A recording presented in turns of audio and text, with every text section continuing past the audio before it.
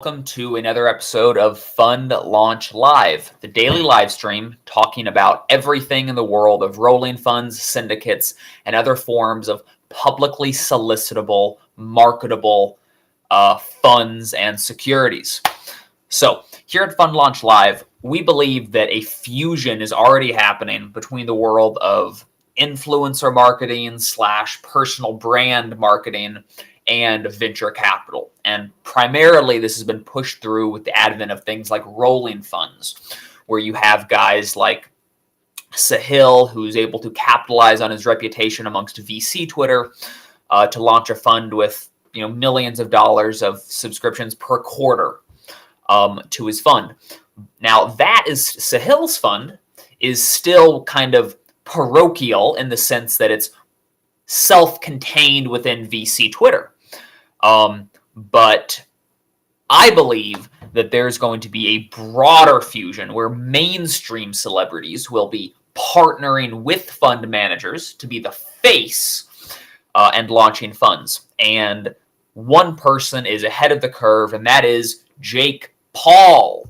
Now, you might like Jake Paul, you might hate him. He is doing big things.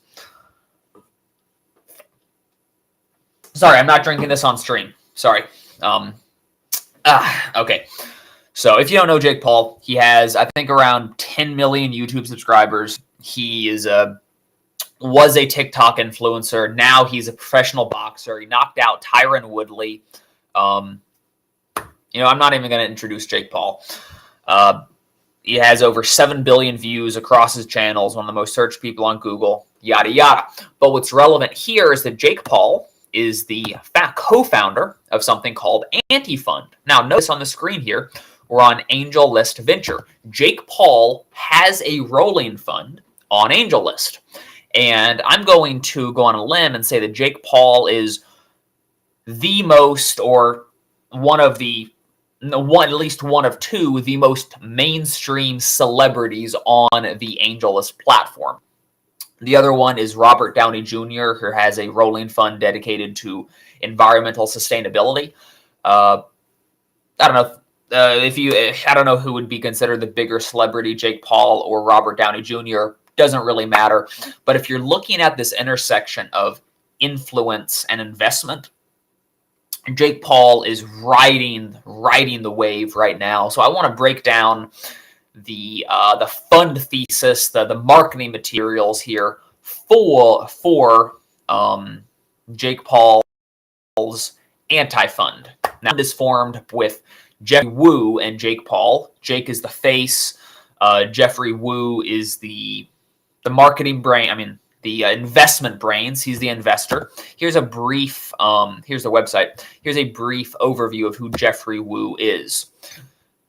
Jeff is an engineer, inventor, scientist. He holds a Bachelor's of Science with honors and distinction in computer science from Stanford University. He's a co-inventor of 5 U.S. patents and is a co-author of 3 peer-reviewed science papers. He is co-founder and executive chairman of Archive, an e-commerce marketing automation company, and co-founder and executive chairman of Health Via Modern Nutrition, a ketone drink company, and U.S. Department of Defense contractor.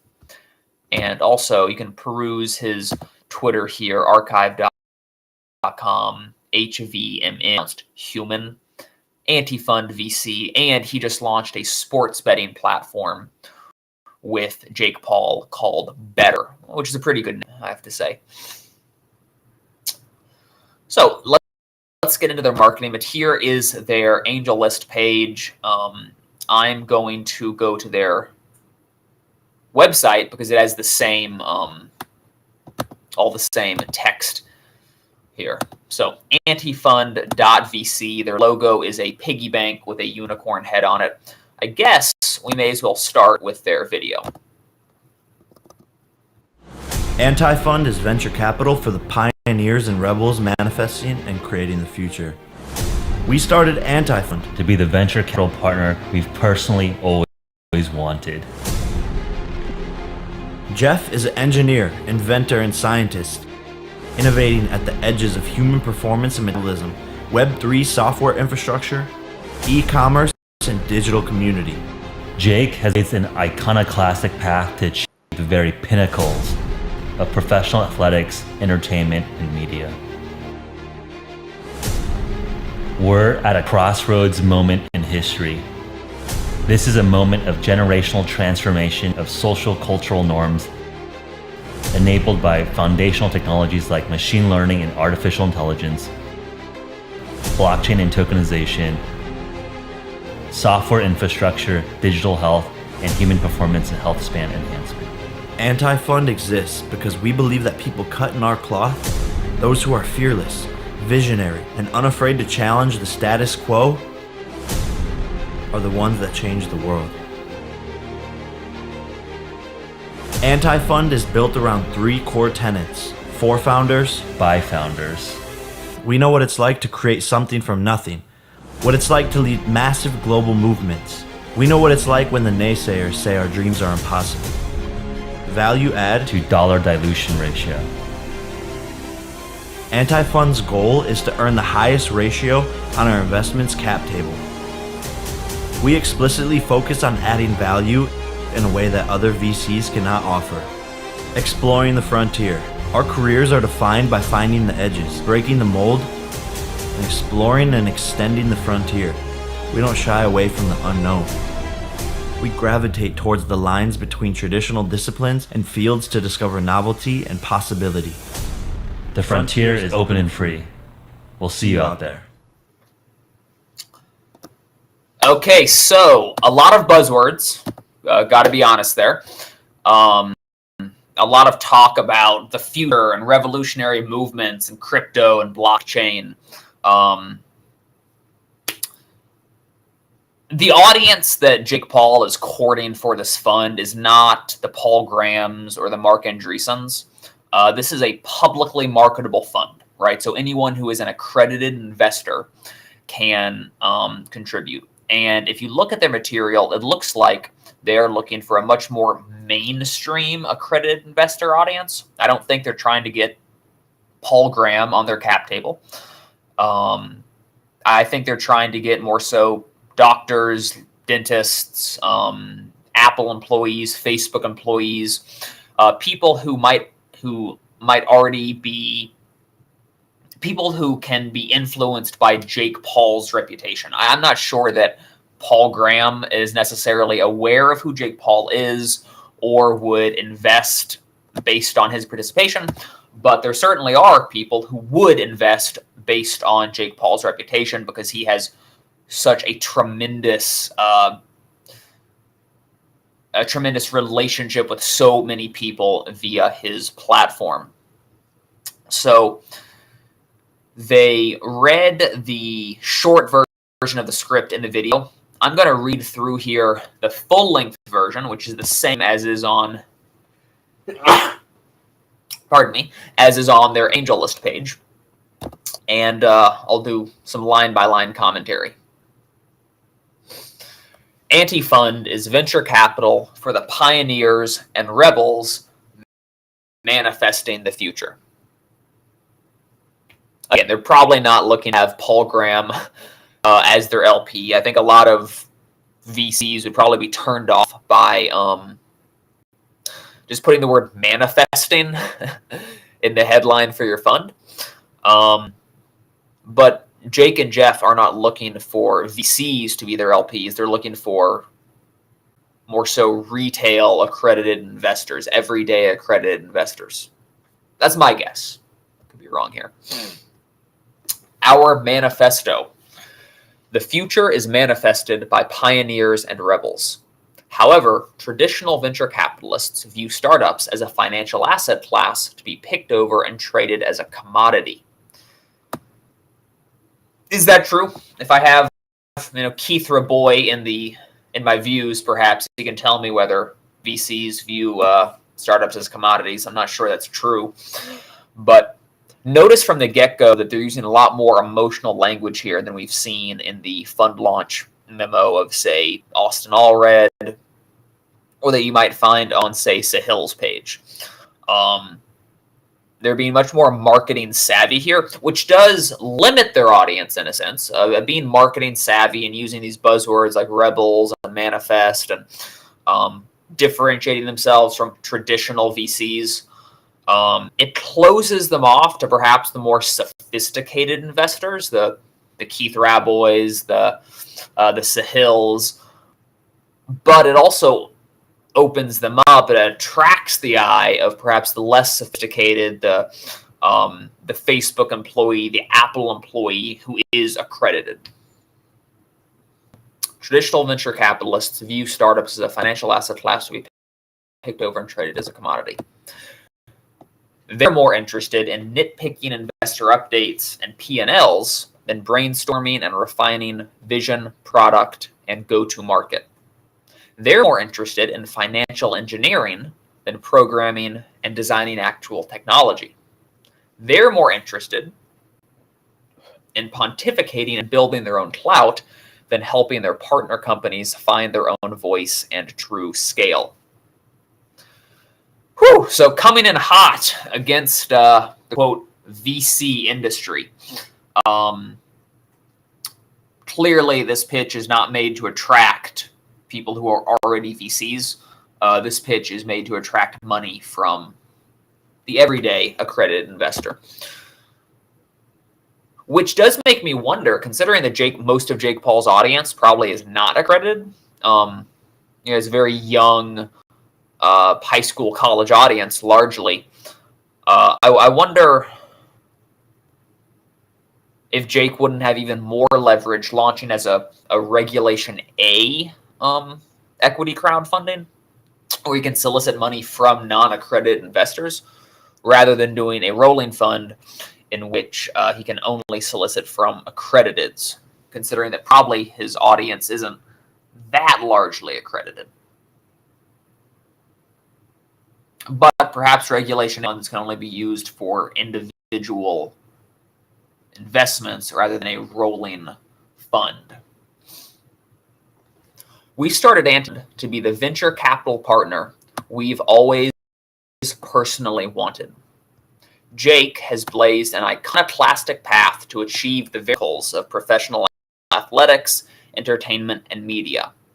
Jeff is an engineer, inventor, and scientist innovating at the edge of human performance and metabolism, Web3 software infrastructure, e-commerce, and digital community. Anti-Fund exists because we believe that people cut in our cloth, those who are fearless, visionary, and unafraid to challenge the status quo, are those that change the world. We're at a crossroads moment in history. This is a moment of generational transformation of socio-cultural norms enabled by foundational technologies like machine learning and artificial intelligence, blockchain and tokenization, software infrastructure, digital health, human performance, and health span enhancement. Good God, there are so many buzzwords in here. So it sounds like right now that they don't have much of a thesis. I don't think they're investing in a particular niche. It sounds like they're going very broad, from digital health to blockchain to machine learning to human performance, supplements. I don't know. But the future is not guaranteed to be better than today. It will take real fortitude, passion, and discipline to bend civilization towards a better outcome. Anti-Fund's mission is to back our generation's very best founders and creators to manifest a happier, healthier, and more prosperous future. Anti-Fund is built around 3 core tenets. 1, by founders, for founders. We believe that the best early stage venture capital investors are founders who've built world-changing organizations, movements, and businesses. We know what it's like to create something from nothing. We know what it's like to lead massive global movements. We know what it's like when the naysayers say our dreams are impossible. This is our clarion call. I'm going to look this up, guys. I got to be honest. I don't know what clarion is. A clarion is a shrill, narrow-tubed war trumpet. Gotcha. This is our clarion call to all creators, builders, and founders who want to achieve the impossible and change the world.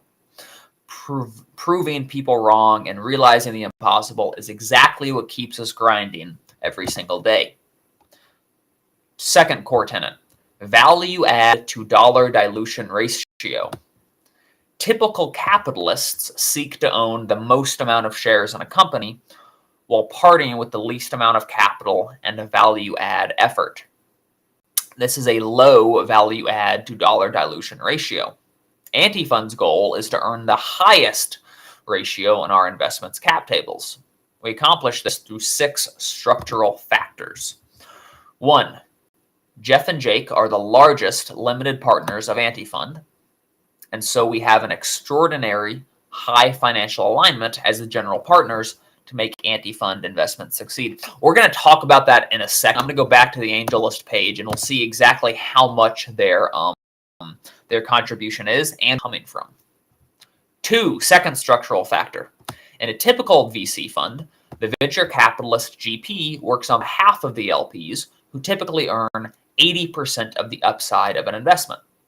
The remaining 20% is the carried interest pool, and that's the primary economic incentive for the GP.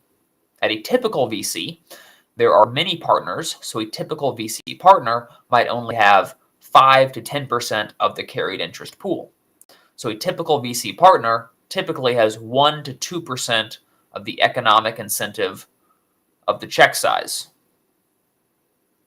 Okay, that was not a structural factor, but I guess they're going to lead into number 3 and continue this thought.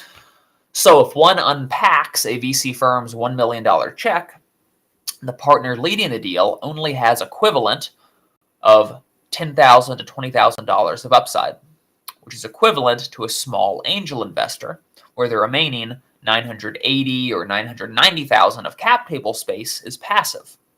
Experienced CEOs know that oftentimes the smaller artisan angel investors are more helpful and have better insights than a big check VC. If there are any founders in the audience, let me know. Would you rather have a artisanal angel investor, or would you rather have Sequoia on your cap table? Antifund blends the bespoke artisanship of an angel with the sophistication and scale of a venture capital fund. Jake and Jeff have a proven track record across viral marketing and branding, mainstream distribution, product intuition, and technology strategy. We also have a highly differentiated and trusted network of celebrities, athletes, and audience reach. Antifund's uniqueness of where we are world-class Antifund's uniqueness of where we are world-class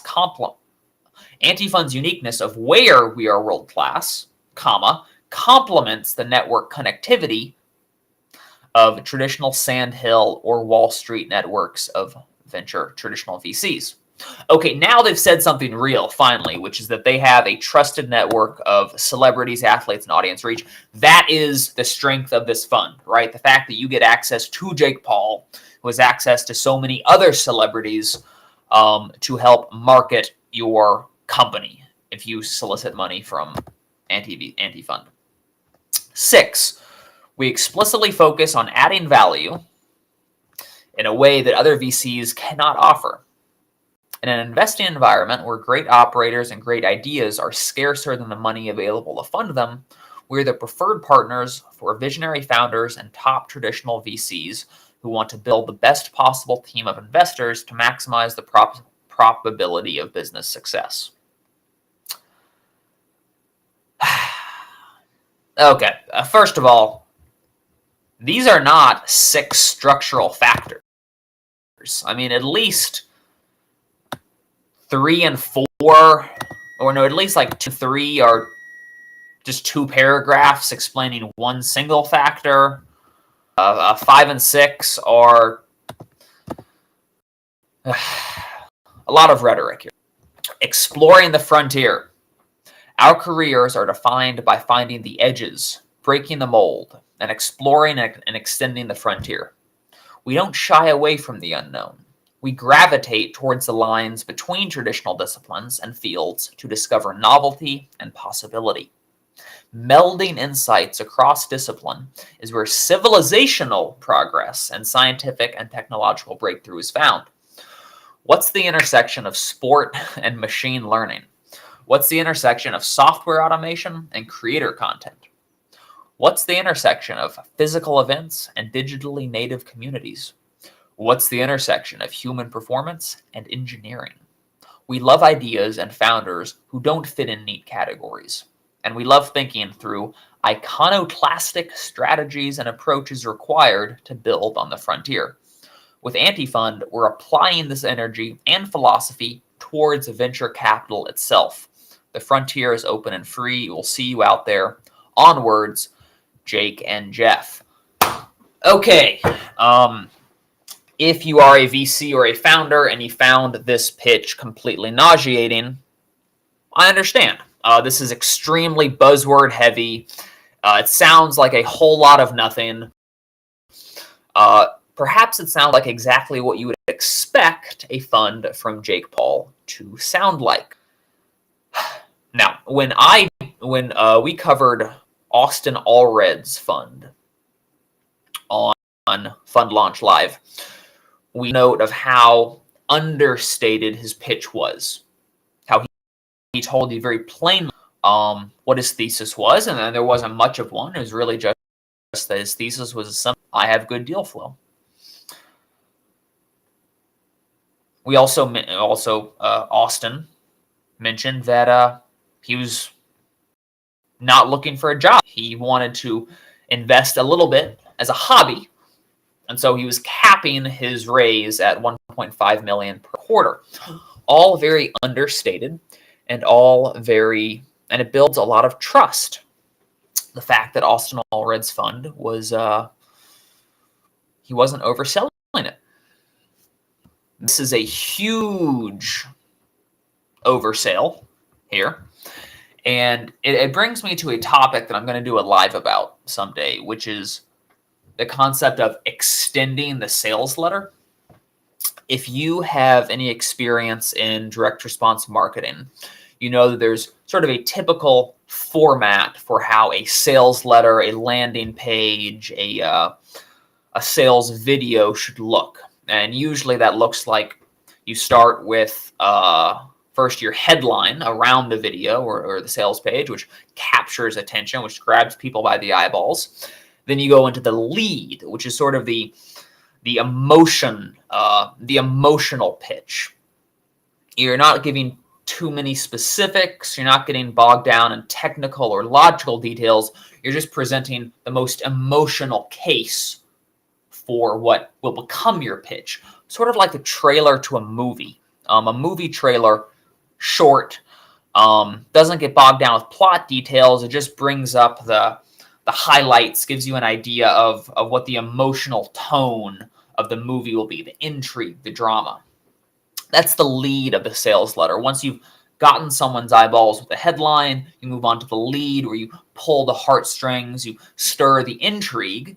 And then when you have their intrigue, typically then you go into the credibility where you talk about yourself, your track record, what you've done. Then when you've established intrigue and credibility, then you move into the actual offer itself. Then you can speak a little more logically, a little more technically about exactly what the offer is, exactly what it is you're selling, because you already have captured their eyeballs, pulled their heartstrings, and convinced them that you are credible. And then after the offer itself, then you go into the close where you make it abundantly clear that they're at a crossroads, and if they want the same results they've always gotten, they can go left as they always have. But today, right now, is the chance for them to get different results and take a different fork on the crossroad. Now, that is typically all smushed together in one sales letter or sales video, where you're taking yourself from being a stranger to someone. You've put an ad on cold traffic. They don't know who you are. And within the space of 5, 20, 40 minutes, you need to convince them to trust you with their money and become a customer.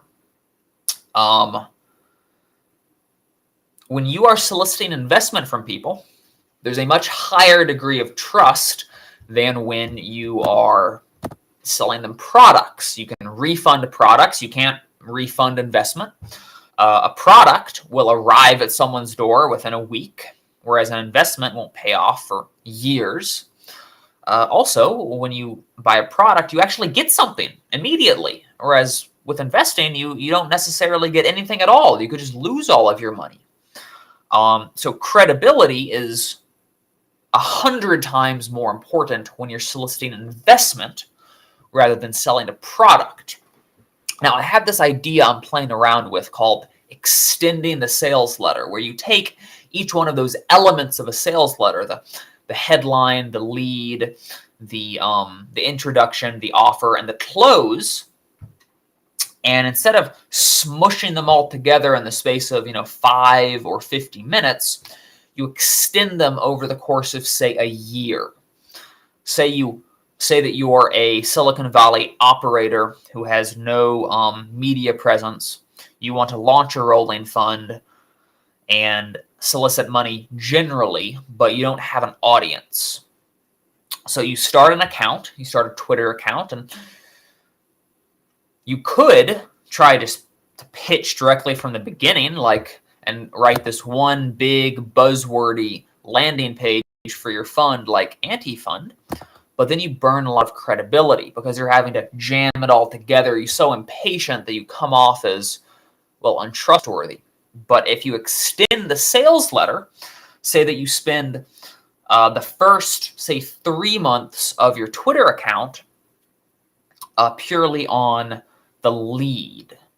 First 3 months of your Twitter content itself is a lead because you're throwing out interesting stories and anecdotes that just capture people's minds and give them a little taste of what you're about. And then from, say, months 3 to 6, you go into credibility, who you are, what you've done, why you're an authority. Now that you've captured some attention, you can go into why you're trustworthy. But this is over the course of 6 months here. And then, say, month 6 to 9, you go into offer. What are your ideas about what kind of fund might you want to launch? Does your audience want a fund? And then finally, at the end, you'd go to AngelList and you'd apply for a rolling fund and you type up your fund memo here. But because you've already spent the first 3, 6, 9, 12 months building, attracting attention, drawing people to you emotionally, establishing your credibility, then your fund launch memo can be a lot less hypey because you're not having to jam a headline and a lead and a credibility, etc., into one page, into one sort of transaction like Anti-Fund is doing, where they have the full sales pitch right here on the website. Instead, you've built an audience over the course of 12 months,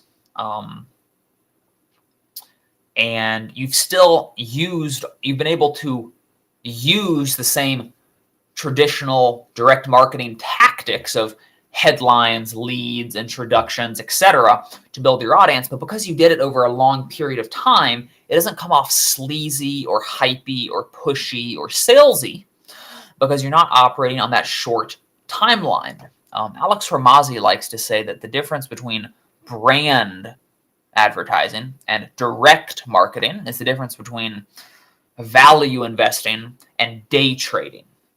That there's a massively different time frame that each operates on, and that accordingly you get a lot more when you invest in the long time frame. So with Anti-Fund, they hit the ground running, and they have this big emotional sales page with a lot of buzzwords and a lot of hype and rhetoric in it. But I think that burns a lot of trust and credibility, particularly among sophisticated investors. I'd be curious to know how well this fund is working out for them. Now, Jake Paul is huge, so it probably is still working out better. But if you were launching a fund, I would tell you to study the principles of direct response marketing but apply them over the course of a year or two. Look at Cody Sanchez. She built up her brand over the space of 2 years. And she has very smart marketing chops, and she makes very interesting content. But because she had patience to wait 2 to 3 years to ask for investment, because of that, she doesn't come off as salesy, pushy, or hypey in the slightest, whereas Anti-Fund comes off as tremendously hypey. Okay, let's talk a little bit about the specifics of Jake Paul's fund here. The subscription is a minimum $25K per quarter and a minimum 4-quarter commitment. So they're looking for a commitment of $100,000 minimum to start investing in their fund. 20% carry and 2% management fee. Let's talk about this 20% carry for a second. They mentioned on their 6 structural principles that they're disparaging the fact that the average VC takes 20% carry. Well, Anti-Fund also takes 20% carry. 2% management, and then there's an admin fee of 0.15, but that goes to AngelList. That's not from the fund itself.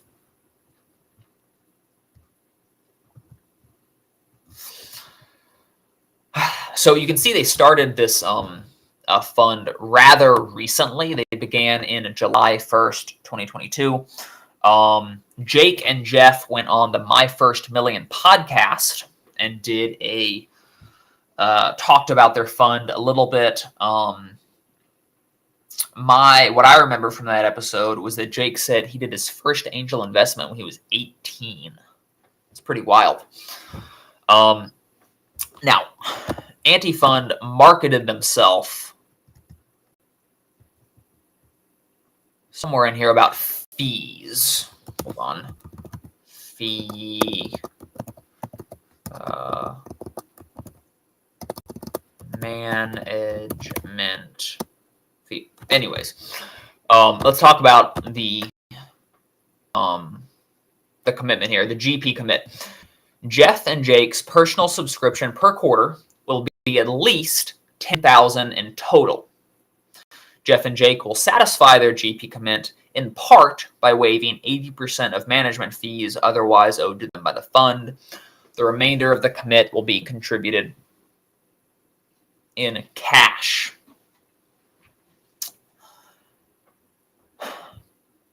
So if you're an LP, you need to commit at least $25K per quarter. Jeff and Jake will contribute $10K and at least $10K in total. Now, when they say in total, that sounds like it means combined, so that Jeff has 5,000 of exposure, Jake has 5,000 of exposure. And it sounds like 80% of that amount will come through the cashless contribution. Now, AngelList platform has an option called a cashless commitment, where instead of having to pony up dry powder and putting that into the fund at the start date, you can just take your portion of the management fee and pipe that back into your fund as your own interest as the GP. This means that as a GP, you have less risk when you're putting in money because it's not money from your personal savings. This money is money that's already been put into the fund through LPs in a sense, or really you're using LP money to provide your own commitment. However, they're making some sort of cash commitment here as well. At least 20% of their commitment will be through their own cash. So they have some skin in the game. Oh, there's a special disclosure here. The fund leads wish to contribute a number of investment into funds in this rolling fund program. Anti-Fund Investment Fund LP-2A is purchasing 33.4% of the total warehoused securities portfolio. The remaining 66.6% will be purchased in equal amounts by the next 2 subsequent series funds that are formed from the same master partnership. A limited partner, an Anti-Fund Investment Fund LP-A2, will then not receive exposure to the entire warehoused securities portfolio unless they are subscribed to each of those subsequent series funds as well. Have to be honest with you, I don't know what this means. I'm not sure what a warehoused securities portfolio is.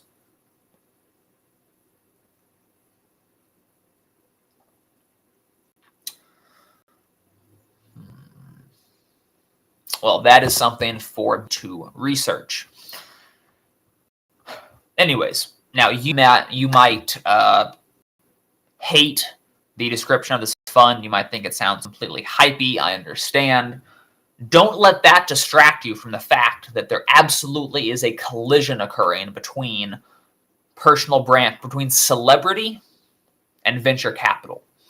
And now that anyone can raise money from their Twitter account, that absolutely will continue to happen. It's just so much more higher leverage for influencers to solicit investments, to use their name to solicit investments, rather than using their name to sell products. It's also riskier because if you sell some crappy products with your name as an influencer, you might burn a little bit of credibility. But if you lose people's money, you will burn huge amounts of credibility as an influencer. You'll be looked at as a thief. So I'm not sure whether Anti-Fund will stick around very long or not, but I am certain, I'm calling my shot here, that this idea of using influence and using celebrity to solicit investment, that will be along for a very long time, and it is it's a good wave to hop on. This is the wave that I am on, and is sort of what I am staking the next 50 years of my career over, is the fact that celebrity and venture capital are fusing together, and there's a new world opening up for the promotion, the solicitation, the marketing of publicly marketable funds like rolling funds and syndicates. Guys, thank you for watching. I think this is the 8th straight edition of Fund Launch Live. It's really a pleasure to be able to speak with you, and hopefully each day my content will get a little bit better.